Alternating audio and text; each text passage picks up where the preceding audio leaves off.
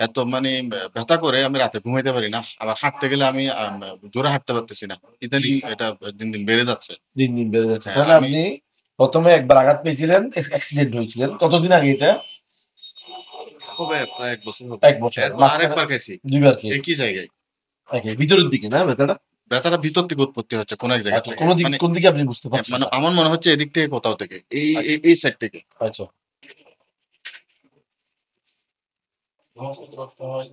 এটার আগে নাই না? ব্যথা আমার লাগছে ভিতরে না। ব্যথা, বাইরে ভিতরে ব্যথা না। জানি, আমি দেখতে তো হবে তবে। এখানে নাই না?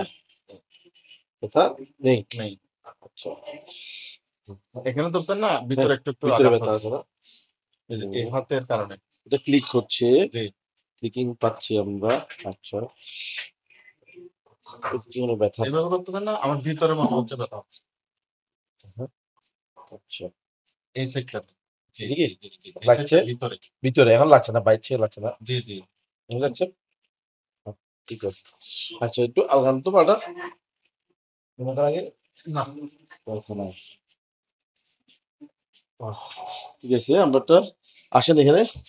হাঁটুতে অ্যাক্সিডেন্ট হয়েছিল, তো ডাক্তার এক্স-রে করেছেন, এক্স-রে নরমাল, তাই ডাক্তার বলছেন নরমাল, কিন্তু রোগীর তো ব্যথা আছে, তাই রোগী এক্স-রেটা মানে যে নরমাল কথাটা মানতে যাচ্ছেন না, এটাই হলো প্রবলেম। তো আমারও ওনার সাথে একমত আমি, যে আসলে এক্স-রে দিয়ে আমরা হাড় দেখতে পাই, কিন্তু এখানে যে লিগামেন্ট, টেন্ডন আছে, নরম হাড় আছে, ওগুলো আমরা অনেক সময় দেখতে পাই না। ওগুলো আমরা, যেগুলো দেখার জন্য আসলে আলট্রাসোনোগ্রাফি অথবা এমআরআই প্রয়োজন। তো আমরা ওনাকে আলট্রাসোনোগ্রাফি করে একটু দেখবো যে আসলে কোনো প্রবলেম আছে কিনা, তারপর আমরা সিদ্ধান্ত দিব যে প্রবলেম আছে কি নাই।